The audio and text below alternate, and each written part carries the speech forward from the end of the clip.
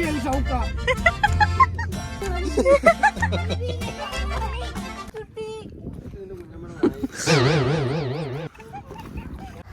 Guys, welcome back to my YouTube channel.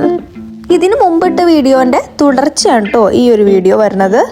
മുമ്പത്തെ video നിങ്ങൾ കണ്ടിട്ടില്ലെങ്കിൽ തീർച്ചയായിട്ടും കാണണം കേട്ടോ, എന്നാലും നിങ്ങൾക്ക് ഇതെന്താണെന്ന് മനസ്സിലാവുള്ളൂ. അങ്ങനെ നമ്മുടെ ഷൗക്ക ഡാമിൻ്റെ അവിടുത്തെ സ്റ്റേ ഒക്കെ കഴിഞ്ഞ് നമ്മുടെ ടെൻ്റൊക്കെ കെട്ടിപ്പൂട്ടി എടുത്തിട്ടുണ്ട്. നമ്മളിപ്പോൾ പോണത് റാസൽ ഗൈമിലത്തെ അരുവി കാണാനാണ്. അവിടെ ചെന്നിട്ട് നോക്കാം അരുവി എങ്ങനെയുണ്ടെന്ന്. എന്താ ചെയ്യുക, ഇവിടെ നിന്ന് അങ്ങോട്ട് ഞാൻ ഫ്രണ്ടിലിരുന്നു, കാരണം എനിക്ക് വീഡിയോസൊക്കെ എടുക്കാമല്ലോ എന്ന് വിചാരിച്ചിട്ടിരുന്നതാണ്.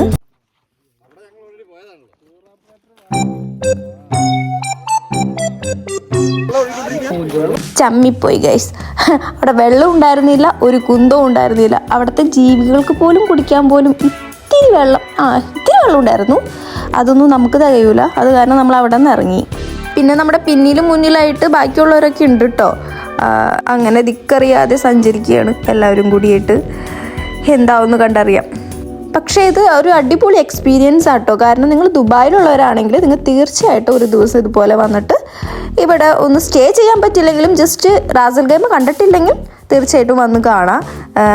ഞാൻ ആദ്യമായിട്ട് തന്നെയാണ് വരുന്നത്. ഇങ്ങനെ ക്യാമ്പിംഗ് ഒക്കെ കൂടാൻ പറ്റിയ ഒരു അടിപൊളി പ്ലേസ് ആണ് കേട്ടോ. ഈ ഒരു സ്ഥലമൊക്കെ എത്തിയപ്പോൾ ഞാൻ ചേട്ടനോട് പറഞ്ഞു, അയ്യോ എന്തൊരു രസം ചേട്ടാ സ്ഥലം കാണാനായിട്ടെന്നൊക്കെ ഞാൻ കിടന്ന് പറഞ്ഞു. കാരണം എനിക്ക് ഭയങ്കരമായിട്ട് എന്താ പറയുക, ഇങ്ങനത്തെ പ്ലേസൊക്കെ ഭയങ്കര ഇഷ്ടം. അങ്ങനെ നമ്മുടെ പ്ലേസ് എത്താറായി ഗൈസ്. ഇനി ഇവിടെ വെള്ളമുണ്ടോ അരുവി ഉണ്ടോ എന്നൊക്കെ നമുക്ക് നോക്കി കാണാം കേട്ടോ.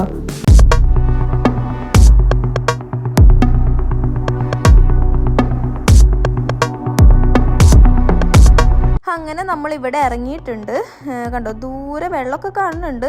പോയി നോക്കാമെന്ന് വിചാരിച്ചിട്ട് പയ്യെ പോകണം. കുറച്ചും കല്ലൊക്കെയാണ് കേട്ടോ അവിടെ. പിന്നെ ചെറുതായിട്ട് കാറ്റും ഉണ്ടായിരുന്നു. ബട്ട് ഇപ്പോഴത്തെ ക്ലൈമറ്റ് അടിപൊളിയാണ്. ഇപ്പോഴൊക്കെയാണ് ഒന്ന് വരാൻ പറ്റിയ സമയം. ഇതിൻ്റെ ഇടയ്ക്ക് നമ്മുടെ അരുൺ ചേട്ടൻ എൻ്റെ കാരവെള്ളത്തിയോ എന്തൊക്കെയോ പറയുന്നുണ്ട്, എനിക്കൊന്നും മനസ്സിലായില്ല. നമ്മുടെ നാട്ടിലൊക്കെ വേറെ ഉള്ളതായിരിക്കും ഇതിനെ പറയുക. പിന്നെ എന്നോട് പറഞ്ഞു കരിമീൻ്റെ ചെറുതാണെന്നും പറഞ്ഞിട്ട് ഏതോ ഒരു മീനൊക്കെ കാണിച്ചു തരുന്നുണ്ടായിരുന്നു.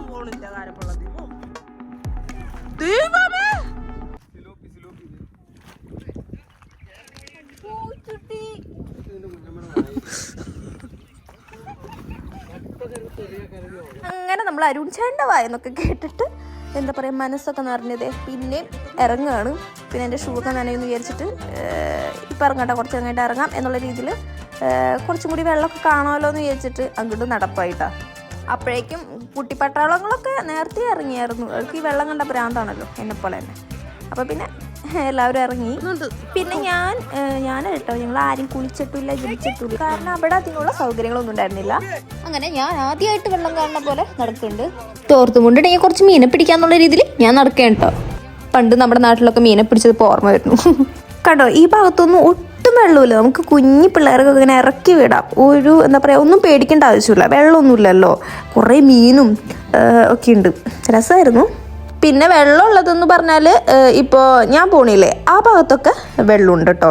അവിടെ വെള്ളം എന്ന് വെച്ചാൽ നമ്മുടെ മുട്ടൊക്കെ വരെ ഉള്ളു വെള്ളം. നമുക്ക് നടക്കാനൊക്കെ പറ്റും. പിന്നെ കുറേ കുപ്പിച്ചിൽ അങ്ങനത്തെ സംഭവങ്ങളൊക്കെ ഉണ്ട്. അപ്പം ഞാൻ ചെരുപ്പിടാണ്ടൊക്കെയാണ് പോണത്. അപ്പം ചെരുപ്പിട്ട് വേണം ഇനി നിങ്ങൾ പോകുമ്പോൾ പോകാനായിട്ട്. അങ്ങനെ ഞങ്ങൾ രണ്ടും കൽപ്പിച്ച് അപ്പുറത്തെ സൈഡിലേക്ക് പോവാന്ന് വിചാരിച്ചിട്ട് ഇറങ്ങാനുള്ള ഒരു തന്ത്രപ്പാടിലാണേ. ഹായ് ഗൈസ്, അല്ല ഇവിടെ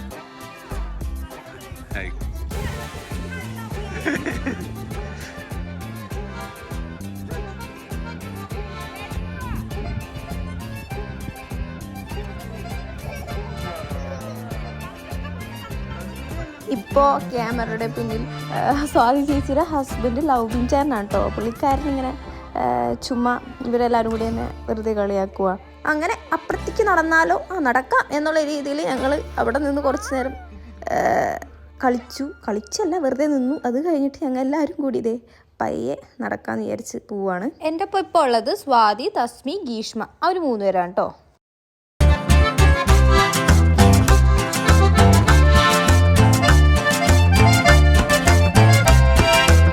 അങ്ങനെ നമ്മൾ അപ്പുറത്തെ സൈഡിലേക്ക് എത്തി ഗൈസ്. ഞാൻ അവിടെ നിന്ന് കുറച്ച് ഡാൻസും കുറച്ച് ഫോട്ടോസൊക്കെ എടുത്തു, പക്ഷെ ഒന്നും കിട്ടിയില്ല.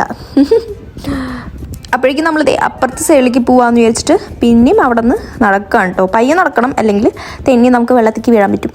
പിന്നെ അതുമല്ല, ഞാൻ പറയില്ല കുപ്പിച്ചിലുണ്ട്, ഞങ്ങൾ ചെരുപ്പൊന്നും ഇട്ടില്ല. അത് കാരണം പയ്യെ ഒറ്റയടി വെച്ചിട്ടാണ് നടക്കുന്നുണ്ടായിരുന്നത്.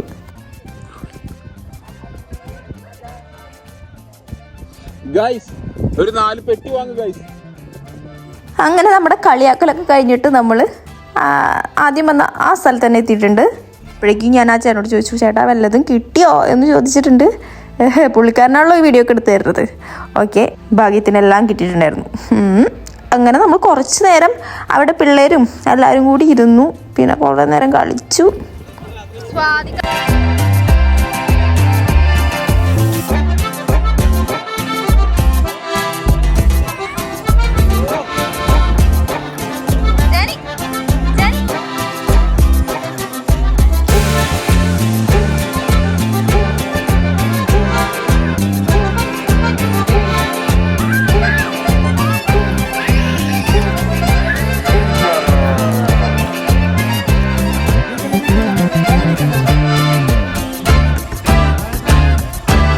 ഞാൻ ജാനിക്കുട്ടിയുടെ ഡ്രസ്സൊക്കെ ചേഞ്ച് ചെയ്തു കേട്ടോ. കാരണം ആകെ നനഞ്ഞു കുളിച്ച് നിൽക്കായിരുന്നു അവള്. പിന്നെ ഞാനും പയ്യെ ഡ്രസ്സൊക്കെ ചേഞ്ച് ചെയ്തു. ഞാനും അത്യാവശ്യം നനഞ്ഞു. പിന്നെ ഞങ്ങൾ അവിടെ എത്തി കുറച്ച് നേരം കഴിഞ്ഞപ്പോഴേക്കും വേറെ കുറേ ആൾക്കാരും അവിടെ വന്നു തുടങ്ങിയിട്ടുണ്ടായിരുന്നു കേട്ടോ. സമയം പോയത് അറിഞ്ഞില്ല. അപ്പോഴേക്കും ഞാൻ നോക്കിയപ്പോൾ 2 മണി 3 മണിയൊക്കെ ആയി. പിന്നെ ആ നേരമായപ്പോഴേക്കും വിശപ്പിൻ്റെ വിളി വന്നു തുടങ്ങിയായിരുന്നു കേട്ടോ. അയ്യോ വിശന്നിട്ടായിരുന്നു. കാരണം നമ്മൾ രാവിലെ ഫുഡ് കഴിച്ചല്ലേ, പിന്നെ ഒന്നും കഴിച്ചിട്ടുണ്ടായിരുന്നില്ല. അപ്പോഴേക്കും കുറച്ച് ചേട്ടന്മാർ ഫുഡൊക്കെ വാങ്ങിക്കാനായിട്ട് പോയായിരുന്നു.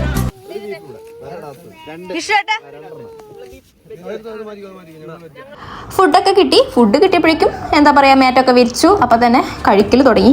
ഫുഡ് അടി കഴിഞ്ഞപ്പോഴേക്കും ഞങ്ങൾ പിന്നെ അവിടെ നിന്ന് ഇറങ്ങി ഗൈസ്. കാരണം പിറ്റേ ദിവസം എല്ലാവർക്കും ഡ്യൂട്ടിയൊക്കെ ഉണ്ടായിരുന്നു. പിന്നെ നമ്മൾ അധികം നേരം അവിടെ നിന്നില്ല. നമ്മൾ കാറിലൊക്കെ കയറി ഇനി നേരെ നമ്മൾ റൂമിലേക്ക്. എനിക്കെന്തായാലും ഇതൊരു അടിപൊളി എക്സ്പീരിയൻസ് ആയിരുന്നു കേട്ടോ. കാരണം നമ്മുടെ ഫാമിലി, നമ്മുടെ ഫ്രണ്ട്സൊക്കെ ആയിട്ട് ഇങ്ങനെ എല്ലാവരും ഒരുമിച്ച്, ഇതൊക്കെ നമ്മുടെ ജീവിതത്തിലെ നല്ല നല്ല നിമിഷങ്ങളാണ്.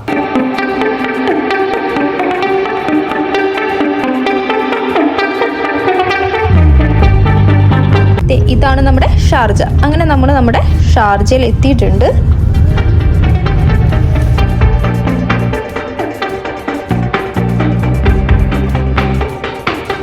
അങ്ങനെ നമ്മൾ നമ്മുടെ ഫ്ലാറ്റിലേക്ക് പിന്നെയും തിരിച്ചെത്തിയിരിക്കുകയാണ്. ഈ കെട്ടിപ്പറക്കി കൊണ്ടുപോയ സാധനം അങ്ങനെ തന്നെ തിരിച്ചു കൊണ്ടുവയ്ക്കണം. അതാണ് ഇനി നമ്മുടെ അടുത്ത ടാസ്ക്. ഇതായിരുന്നു നമ്മുടെ ഇന്നത്തെ കുട്ടി റാസൽ ഗെയിമർ ബ്ലോഗ്. എൻ്റെ വീഡിയോ ഒക്കെ ഇഷ്ടപ്പെട്ടിട്ടുണ്ടെങ്കിൽ നിങ്ങൾ തീർച്ചയായും ചാനൽ സബ്സ്ക്രൈബ് ചെയ്യുക, ലൈക്ക് ചെയ്യുക, ഷെയർ ചെയ്യുക, കമൻറ്റ് ചെയ്യുക. ഇനി നമുക്ക് അടുത്ത വീഡിയോ കാണാം. അതുവരെ ബൈ.